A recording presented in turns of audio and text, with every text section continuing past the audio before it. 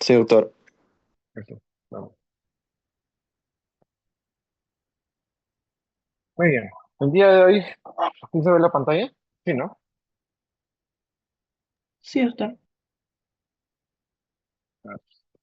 El día de hoy vamos a hablar sobre gestión eficiente de un buen tema y un diseño de investigación. Como su tema que ustedes han planteado tiene que tener un buen sistema de diseño metodológico y justamente con eso también vamos a hablar un poco de carta al editor. ¿Sí? Doctor, Bueno, disculpe, sí. ¿podría grabar la sesión, doctor, por favor? Vamos.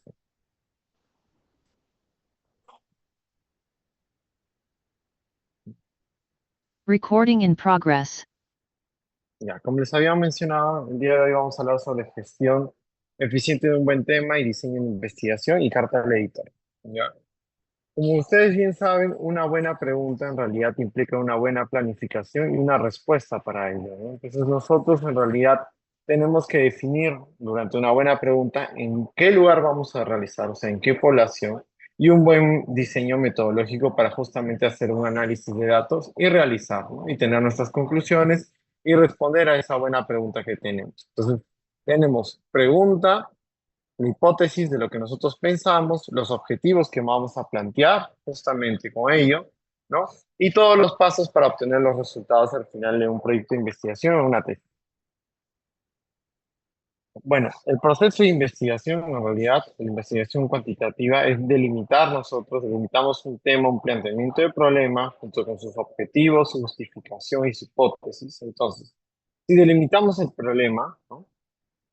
Generalmente nosotros ponemos la localización territorial, espacial, temporal que tenemos, planteamos los objetivos que va dependiendo a ese planteamiento del problema y luego justificamos qué trabajo vamos a hacer. Entonces, en la justificación siempre generalmente es el por qué nosotros realizamos la investigación. Puede haber una justificación económica, académica, investigativa, salud pública, una justificación pronóstica, cada justificación que ustedes tengan con su respectiva cita.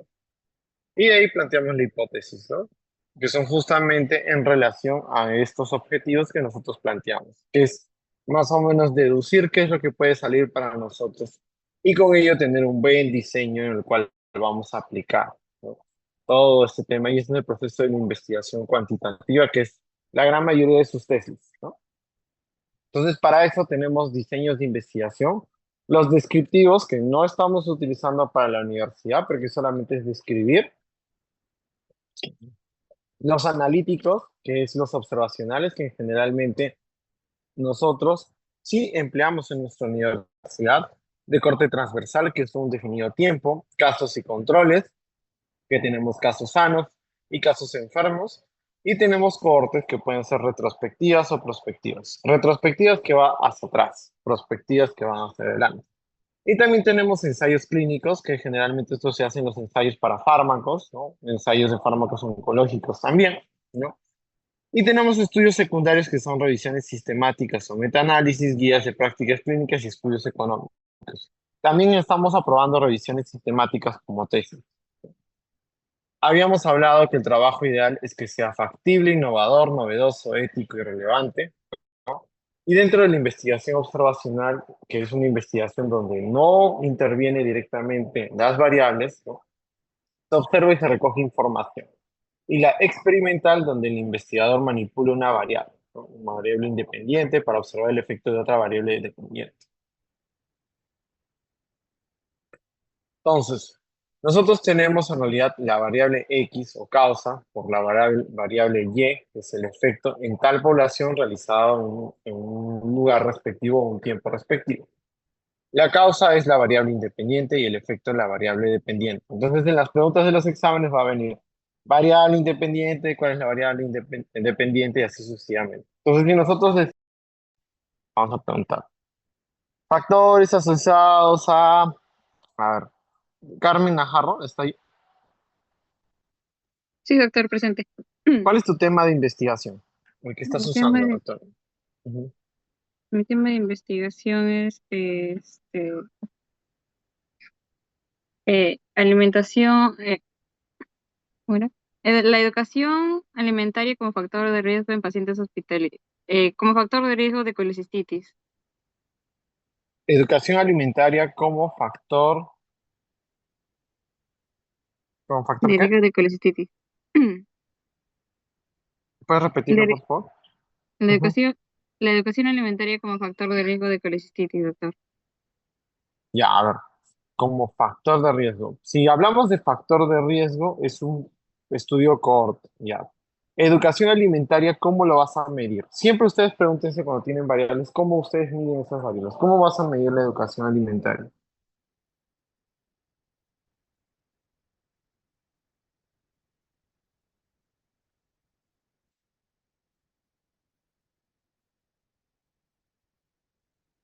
No, doctor, disculpe, mi esto era estado nutricional, actividad física y consumo de comida chatarra asociados a colecistitis en pacientes hospitalizados de Villa El Salvador.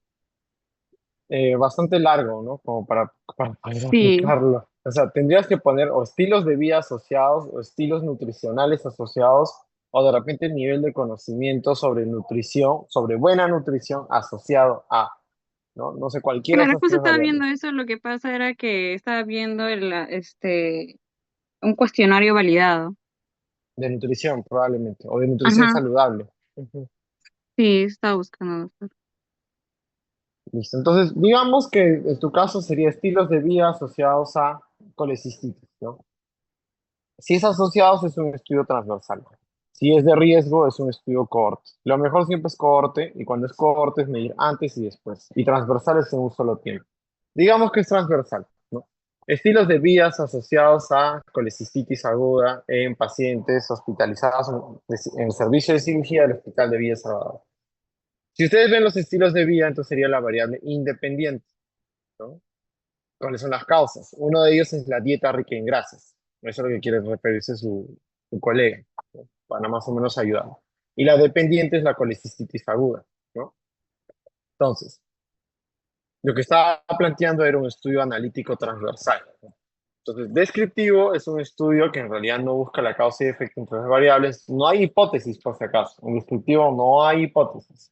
En analítico sí, dependiendo de los objetivos. En descriptivos tenemos reporte de casos, series de casos, bueno, a veces también tenemos justamente revisiones sistemáticas, a veces descriptivas, ¿no? Estudios epidemiológicos, prevalencia y epidemiología. Y analíticos, estudios de casos y controles, cohortes y algunos transversales, ¿no?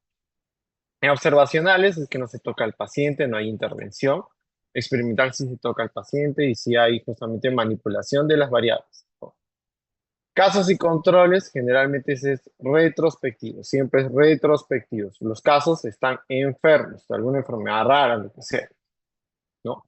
De la enfermedad o outcome a la causa probable. Hay un grupo sano y un grupo enfermo, ¿no? Pero ambos grupos están expuestos a este factor.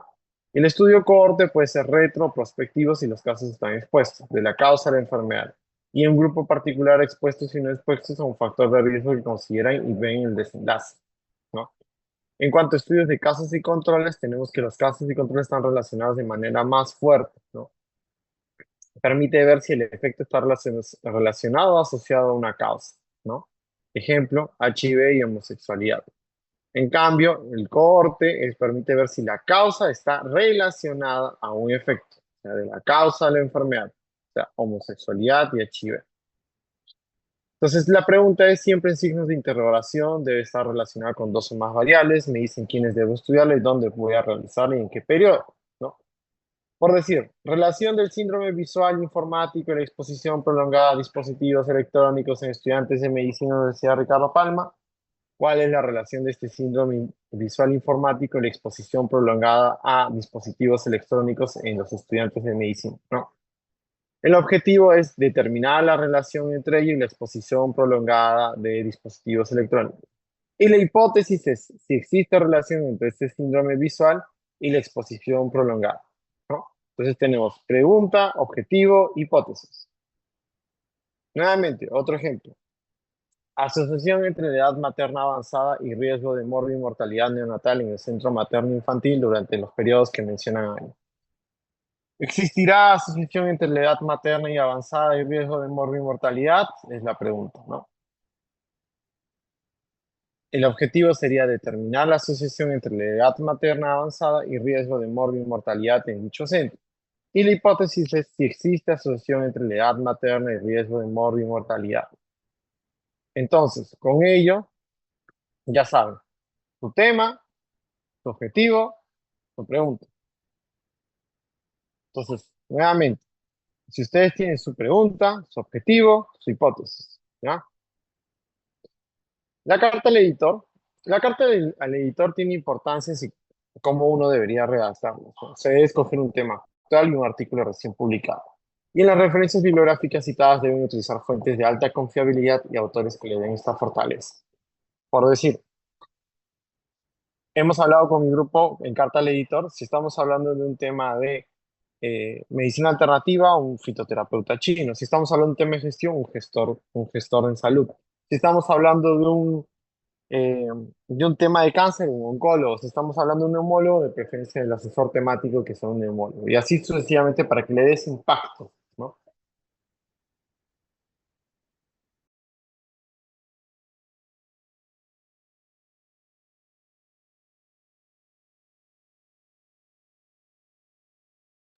Bueno, entonces, en las referencias bibliográficas citadas se deben utilizar fuentes de alta confiabilidad y autores que le den justamente este argumento que habíamos mencionado, ¿no? Las características es que una comunicación bidireccional de interacción de investigadores indudablemente impulsa el desarrollo de esta ciencia, es una comunicación simple en revistas científicas, ¿no? Y recoge públicamente la opinión de otros colegas o un hecho muy importante, ¿no? Ejemplo, ¿no? Aquí, neumonía e insuficiencia cardíaca más allá de un sentido bidireccional, en la revista de la facultad. Hablando sobre neumonía adquirida en la comunidad y que se ha implementado de nuevo en esta neumonía adquirida en la comunidad, como pueden ver aquí en la guía de práctica clínica. Como es algo pequeño, es algo en realidad que se debe reportar algo sencillo, conciso, preciso, ¿no? Algo que aporte más. Entonces aquí menciona justamente ellos, ¿no? Entonces generalmente son de 500 a 750 palabras, no más, con sus referencias bibliográficas, ¿no? Entonces, las cartas a los editores y su importancia de cómo redactarlas es que este surge de un debate entre investigadores sobre posibles nuevos hallazgos que puedan haber, ¿no?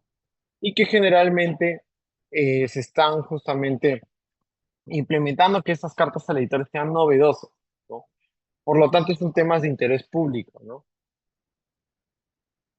Esta carta al editor puede tener uno o más autores, generalmente las revistas abarcan solamente tres, ¿no?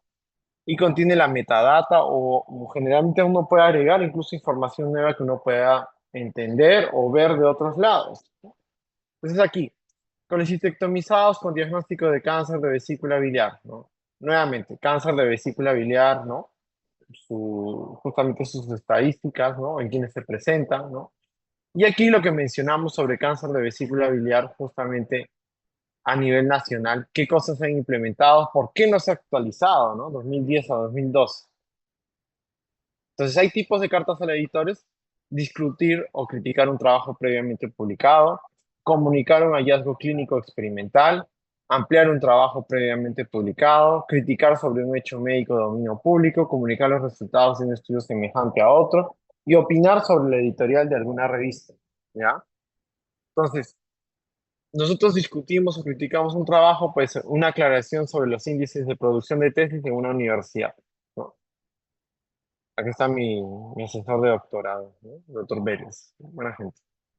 La enfermedad de Carrión, denominación correcta, pero no la única, ¿no? Amplía, interpreta o explica algunos aspectos de trabajos previamente publicados, ¿no? Como la enfermedad de Carrión en este caso. Comunica brevemente los resultados de un estudio semejante, ¿no? Respuesta a la queja de un autor justamente sobre la notificación de plagio, ¿no? Como podemos ver. Opina sobre algunos aspectos de la política editorial. Aquí tenemos de otro autor, ¿no? De Percy Maita, sobre los errores en la afiliación, responsabilidad de autores y editores. Emite un juicio crítico sobre un hecho médico de dominio público, la mortalidad de médicos en serums, ¿no? ¿Cómo vamos con respecto a ello? Otro ejemplo, los nuevos mártires de la medicina, que de repente habrá algún nuevo mártir próximamente de la universidad, ¿no? Las cartas al editor, importancia y cómo redactarlas, en realidad es que nosotros debemos tener un conocimiento argumentado y las fuentes de donde sacamos, una formalidad. El autor debe dirigirse respetuosamente y con educación y debe tener ética, ¿no? Se debe referir al contenido siempre citando, ¿no? Citando, por favor. Y no debe ser unas críticas del autor, sino debe ser justamente algo objetivo que uno quiera comunicar. Antes de enviar la carta a una revista, el autor debe leer las normas o las directrices. Por eso que esta semana que ustedes terminan carta al editor, tienen que leer cuáles son las directrices de las revistas que ustedes van a enviar, ¿no? Tiene un límite de palabras y el tema central y objetivo debe centrarse en algo relevante, ¿no? Otro ejemplo de uno de sus tutores también, el doctor Cornejo, ¿no? Sobre la cirugía robótica en América Latina y la implementación en los sistemas de salud, ¿no? Nuevamente, algo novedoso. Otro tema con ustedes que hemos desarrollado sobre cáncer gástrico y la vitamina D. Un tema en realidad que nosotros hemos puesto con un título novedoso, ¿no? Así como les digo, como su Instagram, que ustedes tienen que ser novedosos. Puede ser la vitamina D, el rayo del sol que ilumina el tratamiento de cáncer gástrico, ¿no? Acá como pueden ver. Cáncer gástrico con sus tablas de frecuencia, su incidencia, ¿no? A nivel internacional. Y acá explicamos el por qué nosotros estamos agregando la importancia de la vitamina D, ¿no? Otro de ustedes, ¿no? Como pueden ver. Así, alumnos como ustedes, por si acaso, ¿ah? De Lucila Carvajal, de la enfermedad del estudio del tumor gastrointestinal en el Perú, ¿no? Nuevamente, la frecuencia del tumor gastrointestinal, ¿no? ¿Qué se está haciendo actualmente en el tratamiento de tumor gastrointestinal, ¿no? En Perú. Esta es una de mis primeras cartas al editor que apareció en pandemia cuando estuve en cuarentena, que era sobre desafíos en la atención de los pacientes con cáncer, cómo se estaba reorganizando justamente la atención a pacientes oncológicos en ese tiempo de la pandemia, que varios se quedaron sin atención, y cómo utilizan estrategias para poder volver a atender, incluso ahí se vio la telesalud, ¿no? Entonces hay cartas notables justamente sobre como gastritis crónica activa, ¿no? Como pueden ver, ¿no? Justamente Robin Warren y Barry Marshall vieron sobre justamente el tema de la gastroscopías y de la gastritis crónica antral, ¿no? Justamente fue una carta al editor, ¿no? En Nature en 1937 se rechazó esta carta al editor sobre el ciclo de Krebs, increíble, ¿no? Y ahí nosotros lo utilizamos en la medicina, ¿no? Hans Krebs descubrió el llamado ciclo de Krebs, un mecanismo biológico que los alumnos estudian hoy día en bioquímica, y la revista Nature declinó publicar esta publicación, ¿no? Y el artículo me fue devuelto después de 5 días, después acompañado por una carta de rechazo, ¿no? Fue la primera vez en mi carrera. Muchos años después, Nature publicó un comentario en el que reconocía este y otros errores similares. Entonces, chicos, si ustedes mandan una carta al editor y les rechazan, arréglenla o mejórenla y mándenla a otra revista. Mira, si a Hans Krebs, que lo mandó a Nature y Nature en realidad lo rechazó, imagínense. Entonces, yo siempre les digo, siempre toda carta, toda investigación es publicable. Solo depende de qué enfoque uno le pueda tener, ¿no? El ciclo del ácido cítrico también, como pueden ver, ¿no? Premios Nobel en medicinas que usaron justamente con respecto a cartas a editores que fueron antiguamente rechazadas y que ahora son ampliamente estudiados, ¿no? Nature, James Watson y Crick anunciaron la estructura del ADN, ¿no? También una carta al editor, ¿no? Sobre el descubrimiento justamente del ADN, ¿no? Premios Nobel que hemos mencionado. Y con eso terminamos práctico, sencillo, las cartas al editor. Solamente para mencionarles, ¿no? Por decir, si ustedes hacen una carta al editor, acá, importancia del tumor de estudio gastrointestinal en Perú. Tumores del estroma gastrointestinal, ¿no? Acá como podemos ver, las frecuencias, características claves, ¿no? Y qué es lo que uno quiere agregar. En este caso, las mutaciones KIT, ¿no? Y esta es una de las cartas al editor que justamente están siendo más citadas también. Ahora, otro tema que quería complementarles, que la última vez no pude complementarles, era sobre...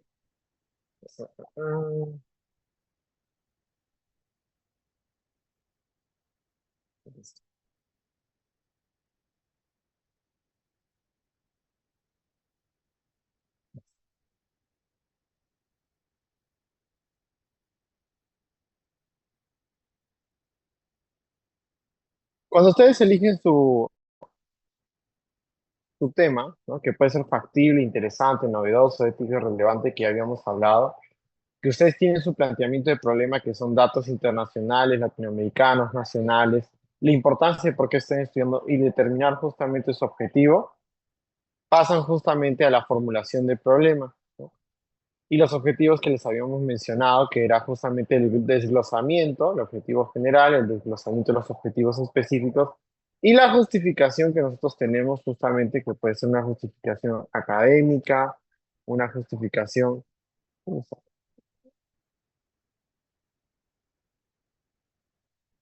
puede ser una justificación de salud pública, una justificación académica, ¿no? Como podemos ver aquí, ¿no? Todo esto es muy importante porque ustedes les van a pedir titularse con un estudio de preferencia analítico, ¿no? De preferencia, ¿no? Y acá son tesis, bueno, esa fue mi tesis, cuando yo fui así pequeño como ustedes, ¿no? Sobre correlación de los hallazgos endoscópicos e histológicos. Esta es otra tesis que lo mandamos a publicar en una Q1, otra de sus compañeras sobre cáncer gástrico, ¿no? Y esta es otra tesis, el curso taller de tesis de factores asociados a cáncer de mama ER2 positivos. Esta es otra tesis sobre el síndrome metabólico y la relación entre la hiperplasia benigna prostática, ¿no? Entonces, esto es para que lo tomen en consideración. Otra vez.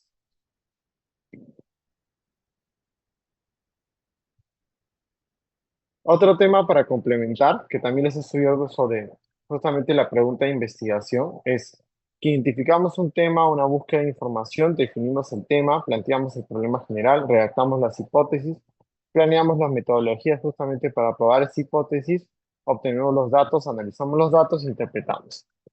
Entonces es algo creativo, es algo que surge, ¿no? Surge de algún problema que uno puede haber cotidiano, ¿no? ¿Cuál será el tema? Nosotros tenemos que notificar un caso y ver, de preferencia nosotros pedimos que sea de un estudio transversal para arriba, ¿no? ¿Qué consejos debemos tener? Es que en realidad cuando nosotros elegimos un tema de investigación, debe ser interesante, debe ser representativo, debe ser bien delimitado, debe tener una fuente de información clara y establecida, que podemos buscar de los repositorios institucionales, inquietud de la vida diaria, monografía, revistas, enciclopedias, fuentes bibliográficas. Entonces el interés debe ser motivación o información existente y fuentes de información y una idea realizada. Trabajo debe ser final, como les había mencionado, pregunta de examen, ¿no? Y esto es lo que ya les habíamos mencionado justamente de los objetivos.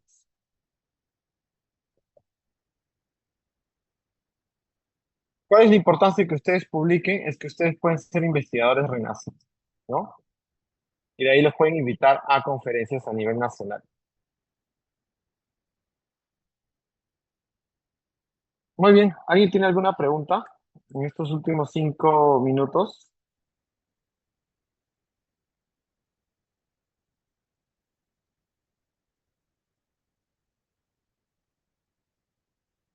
¿Alguien tiene alguna pregunta?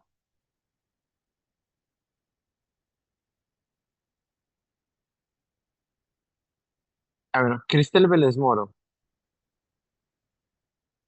Sí, doctor. Cristel, ¿cuál es tu tema de investigación y con qué doctor estás llevando la práctica? ¿Cuál es mi tema de investigación? Ujú. ¿Y con qué doctor estás llevando tu práctica? Ay, no me acuerdo, perdón, no me acuerdo el nombre de mi doctora, porque recién es nueva, no me acuerdo, pero Ah, estoy la llevando. doctora Zaida. Ujú. Ya. Y estoy, bueno, hoy día vamos a tener esa clase como tal, Ujú. pero ahorita estoy eligiendo algo con respecto a medicina legal. Ya. ¿Qué te gustaría estudiar sobre medicina legal? Todavía no, o sea, bueno, quiero hacerlo, bueno, un estudio que tenga que ver con provincia, específicamente en la sierra, pero todavía estoy tratando de, ¿cómo se puede decir? Especificarlo, Lo que te porque, recomiendo, sí, es justamente especificar. Cuando hablamos de medicina legal, hay muchas maneras de investigar sobre medicina. ¿Qué quieres ver sobre necropsias, sobre autopsias?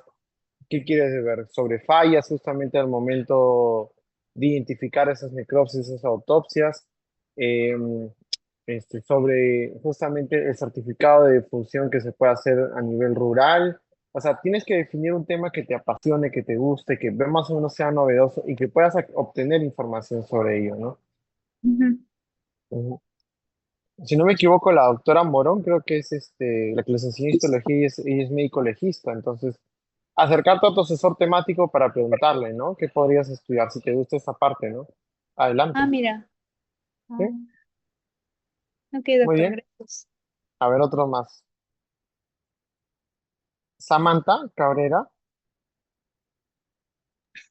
Sí, doctor. También, Samantha, este, coméntame, ¿cuál es tu tema de investigación y con qué doctor estás? Mi tema de investigación es si existe relación entre la automedicación y el mayor tiempo transcurrido entre síntomas y la llegada al hospital en pacientes con apendicitis. ¿Síntomas qué? En- Entre los ¿Síntomas? síntomas y ajá, el mayor tiempo transcurrido entre síntomas y llegada al hospital en pacientes con apendicitis. O sea, relación entre la automedicación y que eso conlleva mayor tiempo transcurrido entre síntomas y la llegada al hospital de estos pacientes. Y, o sea, me estás tratando de decir que los que se automedican tienen más síntomas de apendicitis, ¿no? O Bueno, pancreatitis. sí, mayor riesgo de complicación. O, Mm, o bueno, alarga el tiempo entre el inicio de síntomas y la llegada al hospital. inicio Y de es ahí donde síntomas puede haber y complicaciones. ya, lo que tú quieres estudiar es cómo la automedicación es un factor asociado para más o menos enmascarar los síntomas para apendicitis, ¿no? Algo así. Sí, exacto. ¿Y ahí de qué manera piensas evaluarlo?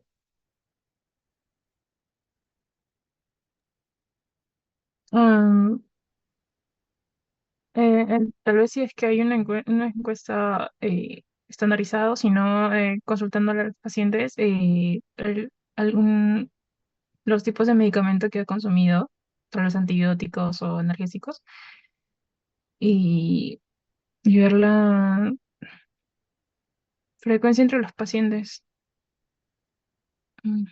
Lo que podrías hacer es plantear como que automedicación como factor asociado para apendicitis complicada, ¿no? Porque se supone que más tiempo pase de los síntomas y signos, esa apendicitis se va a complicar, ¿cierto? Y ahí tú puedes fundamentar que una de las causas por las cuales hay apendicitis complicada es porque enmascara justamente estos síntomas y signos, ¿no? Otra de las Sí, maneras doctor. que tú podrías estudiar es características clínicas asociadas a pacientes con apendicitis que se automedicaron. Entonces, es otra cosa que de repente tú pusieras. Entonces, depende de cómo le des el enfoque. ¿Con qué asesor estás? ¿Aló? ¿Aló? Sí, Karen, doctor.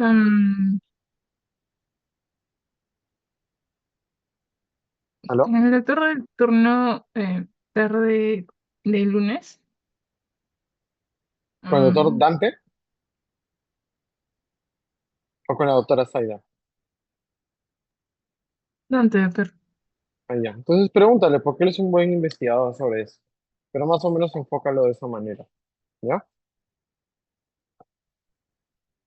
Ya, vamos con Está la bien, doctor. última. Gracias. Ujú. ¿Alguien que quiera que se le ayude? O yo pregunto.